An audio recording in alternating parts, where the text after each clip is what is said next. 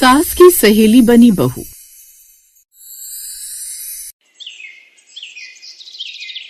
माया की नई नई बहू आई हुई है। माया ने अपनी सभी सहेलियों को बहू से मिलने के लिए बुलाया हुआ था और सब बातें कर रहे हैं। तभी अचानक गोमती कहती है, वो सब तो ठीक है माया, लेकिन मुझे एक बात समझ में नहीं आ रही। तेरा बेटा तो इतना गोरा है और तू इतनी काली बहू लेकर आई है। अरे तुझे तो अच्छी बहू मिल जाती, फिर ये काली बहू।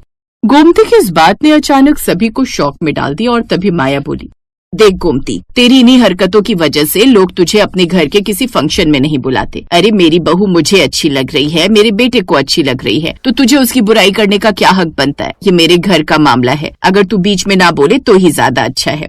माया बिल्कुल ठीक कह रही है गोमती। अरे तू किसी के घर जा रही है तो कम से कम अपना मुंह बंद करके बैठना सीख जा। अगर यही हाल रहा तो जो 2-4 लोग तुझे पूछ रहे हैं ना, वो भी तुझे पूछना बंद कर देंगे और हर कोई तुझसे अपने नाते तोड़ लेगा। गोमती को उन लोगों की ये बात बहुत बुरी लगती है और वो वहाँ से अपने घर आ जाती है और अपने पति को सारी बातें बताती है। पता नहीं जी, लोगों को सच सुनना क्यों नहीं पसंद है। मैं तो सच ही कहती हूँ, लेकिन पता नहीं लोगों को इतना बुरा क्यों लग जाता है। सही कहते हैं लोग, सच हमेशा कड़वा होता है, इसलिए आजकल के जमाने में लोग लोगों के मुंह पर झूठी तारीफ करते हैं।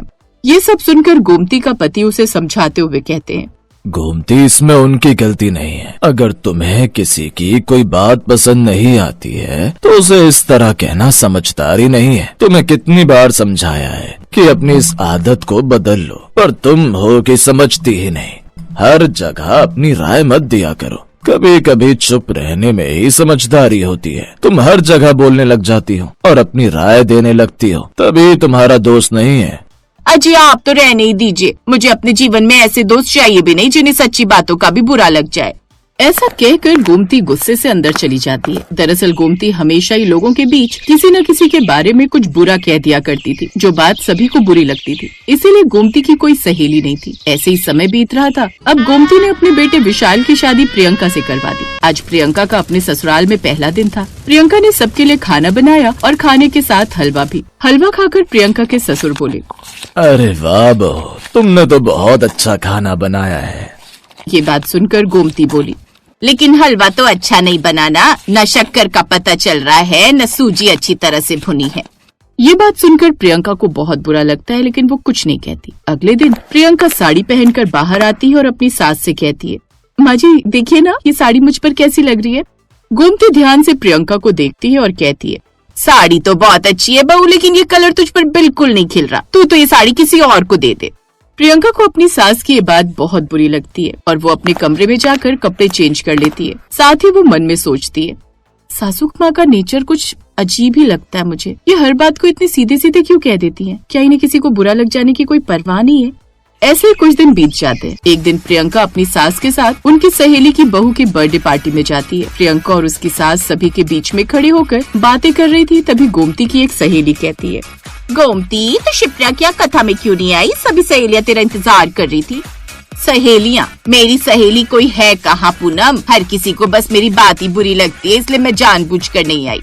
गोमती ऐसा कहते हुए बहुत अकेला महसूस कर रही थी और ये बात प्रियंका समझ चुकी थी। प्रियंका घर आई और अपने पति से बोली, विशाल मुझे एक बात जाननी है कि माँ जी दूसरों के सामने सीधे सीधे कुछ भी बुरा भला कह देती हैं। क्या यही वजह है कि लोग माँ जी को पसंद नहीं करते और उनकी कोई भी सहेली नहीं है?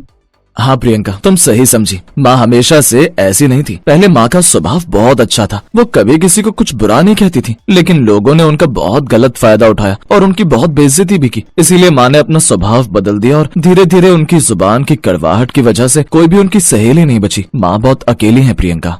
अच्छा तो ऐसी बात है, मैं समझ गई विशाल। लेकिन अब आप माँ जी की बिल्कुल चिंता मत कीजिए, अब वो अकेली नहीं रहेंगी। उनकी कोई दोस्त नहीं है तो क्या हुआ, मैं उनकी दोस्त बनूंगी। शाम को प्रियंका अपनी सास को कॉफी देती है और उनके साथ खुद भी कॉफी पीने बैठ जाती है और कहती है, माँ जी जब से आई हूँ तब से देख रही हूँ आपने अपनी कोई सहेली नहीं बना रखी। माँ जी मुझे बताइए ना ऐसा क्यों? अरे क्या करूँगी ऐसी सहेलियों का जिन्हें मेरी बातों का बुरा ही लगता रहे।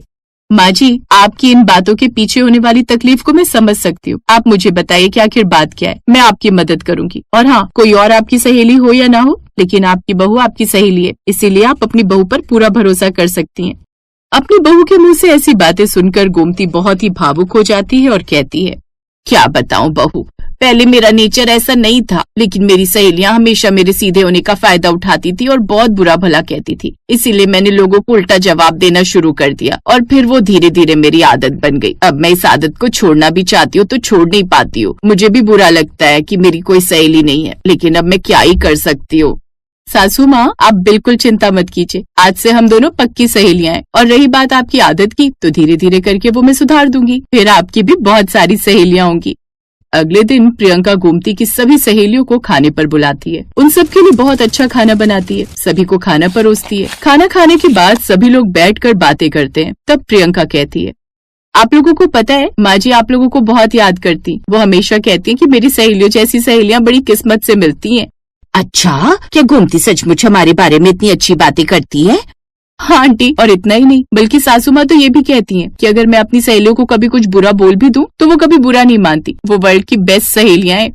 प्रियंका की ये बात सुनकर गोमती की सभी सहेलियां बहुत खुश हो जाती हैं और वो गोमती से बड़े ही प्रेम से बात करने लग जाती हैं। उस दिन के बाद गोमती अपनी सहेलियों से बड़े प्रेम से मिलती, उसकी सहेलियां भी उससे बड़े प्रेम से मिलती। और अगर कभी गोमती के मुंह से कुछ ऐसी वैसी बात निकल भी जाती तो उसकी सहेलियां बुरा नहीं मानती। धीरे धीरे प्रियंका ने गोमती की सारी आदतें सुधार दी और इस तरह एक बहू ने अपनी सास की सहेली बनकर उसके जीवन को पूरी तरह बदल दिया।